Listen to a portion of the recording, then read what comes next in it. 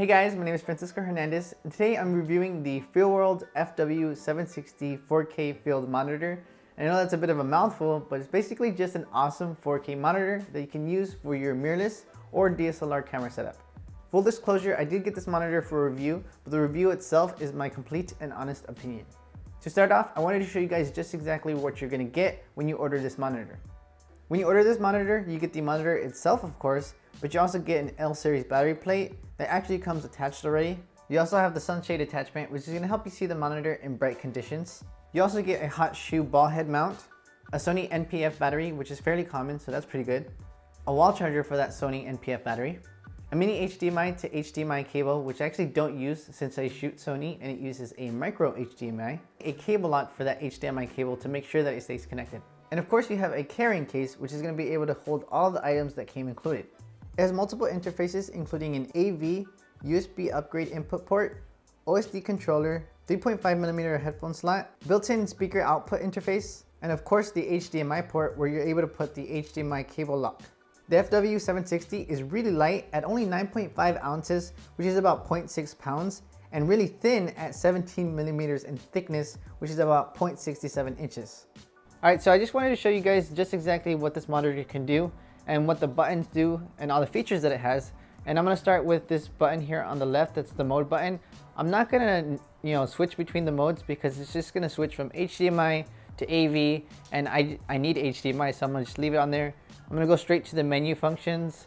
So I'm going to hit the menu button here, and then you have these 4 different sections, and the first one's going to be where you can adjust the picture to be brighter, more contrast, saturation, sharpness, the tint, and the color temperature, and things like that. The second menu function is where you're able to change certain things like the language in case you speak several languages.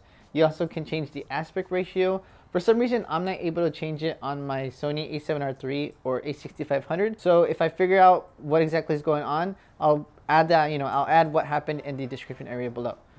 You also can change the signal. For when there's no signal, you can change it from blue screen to different other colors. I'm just gonna leave it on blue screen.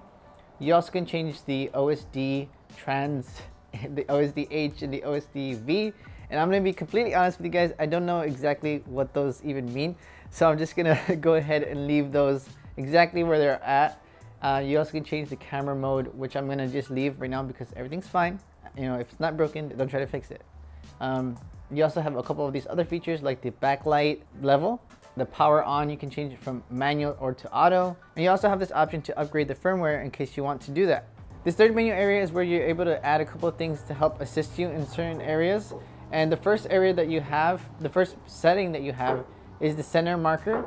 And when I enable that, you guys can see that there's a red crosshairs in the center to help you determine where the center is. So I'm gonna just go ahead and take that off because I don't really care for that. The second thing that you have is different save frames. So I'm gonna just show you guys exactly 80%, 85, 90, 93, 96, and then you have a cinematic sort of save frame. So in case you guys want to do a certain crop and post, you guys can see where exactly the crop is going to be before you even start to edit.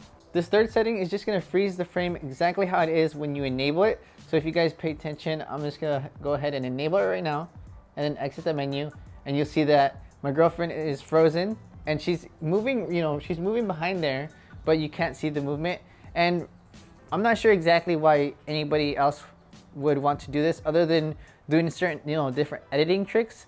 For me personally, I'd probably want to keep it frozen and do a couple of different things like add something on her shoulder and make it seem like it just appeared out of nowhere. But I'm gonna go ahead and just disable that now. If you guys have any other ideas on why you would need that, or if there's a certain reason why you might need it that I'm not aware of, definitely let me know in the comment section below. I'm gonna go ahead and disable that now because, I want to show you guys exactly what's going on in the image. Next thing you have is image flip, which is just gonna be helpful in case you need to flip the image. You have a mixture of the horizontal and vertical flip. You have the horizontal flip and you have the vertical flip. But I'm just gonna leave that off and go to the next thing, which is the check field. Again, I don't know exactly what this is. It just shows mono, red, green, and blue. I'm fairly new to videography, so if you guys know exactly why you would need this, let me know in the comment section below. I'm going to just go ahead and disable that and go to the next thing. For some reason, I'm not able to go to P2P, which from my understanding is pixel to pixel. And again, from my understanding, it's just going to zoom into the image and show you guys a clearer image in case you're shooting 4K. So I'm gonna go ahead and leave that off because I can't even enable it. The next thing is the histogram, and I'm able to enable that, and that's just gonna show you guys a histogram on the bottom right of the screen. After that, you just have false colors, which I didn't even know was a thing until I got this monitor, and it's really cool because it shows you all the different exposures in the image, and you know, you can see exactly what's going on with this indicator on the right here, this legend. So if you guys pay attention to the red, that's where it's going to be really overexposed, and you can see that it's really overexposed in the sky area, but she seems to be almost getting overexposed in her skin tone here and a little bit on the wall in the back. So it's really cool because it's more of like a visual guide on exposure. After that, you have certain zooms that, again, I'm not able to enable that, which kind of sucks because I do like to zoom in for focusing. I don't tend to use the focus assist right here. Wait, I'm going to show you guys the focus assist. It's just going to add little different, you know, red pixels to whatever's in focus, and I don't really use that, but if you use that, you can change the color of the focus assist from red to green or blue. I'm just going to leave it on red and then disable it. You also have, in case you use anamorphic lenses, you have this anamorphic option, which is going to just make my image a little distorted because I'm not using an anamorphic lens.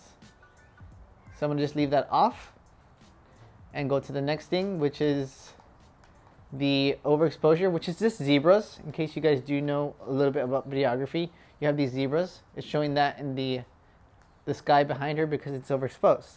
I'm just going to disable it for now, but you can also adjust the sensitivity of the zebras, which is right there, and you also can change the I guess the embedded audio. You have that option right there, so you guys can see that the bars on the side there are going with my voice, so that's pretty cool. I'm gonna go ahead and disable that. And another option that I was really bummed that I couldn't enable is 9 grid, because it basically just divides the screen into 9 little squares, and you're able to focus in on which square you select. So that's what that is, and I'm not able to show you guys exactly what that is. You also have a different ratio markers, which is kind of like the save frames. So you guys can see different ratios there, and you can change the color of that, or you can change the width or the mark right there. The very last thing I'm going to show you guys is just this last section of the menu, and it's basically where you're going to assign F1, 2, 3, and 4. And you guys can see that save frames is 1, focus assist 2, histogram 3, and false colors on 4. So if you guys pay attention, that I'm going to hit F1, and that's where the save frames are going to show up. And then if I hit F2, that's where the focus assist is going to show up. And then I'm going to enable F3, that's the histogram. And then F4 is those false colors that I showed you guys earlier. And that's pretty much it for this part of the menu. If you guys were curious about how I actually use this monitor, this is pretty much exactly the setup that I always use. I always have it mounted on the right side of my dual handle stabilizer and with the sunshade attachment on. Alright, so real quickly guys, there's something that I couldn't exactly memorize, so I'm just going to read off of my phone. The FW760 supports 4K UHD 3840 by 2160p with full HD 1920 by 1200 and high resolution with impressive 323 ppi. So yeah, that just basically means that the screen's gonna look really nice. And I also wanted to mention that it has a 1-year warranty as well. Oh, and another thing about the specs I just mentioned right now, it means that the colors are gonna be nice and rich and saturated, as well as gonna be clear and bright. Overall, I really did enjoy this monitor, and I highly recommend it for a lot of reasons, some of them being the price. It wasn't that expensive at being less than $200. It also supports 4K, which is something that was really important to me since I shoot 4K a lot. The third reason is that right out of the box, a lot of the default settings were really good. So all I had to do really is just plug it in and start using it. The last reason is that there was a lot of helpful features to choose from, and the number one that stuck out the most to me was the false color mode, because it not only looked cool, but it's also really helpful. Alright, so that's pretty much it. I hope you guys enjoyed the video and found it helpful as well. And if you did, feel free to give the video a like and also consider subscribing. Alright, take care guys, and I'll see you in the next one.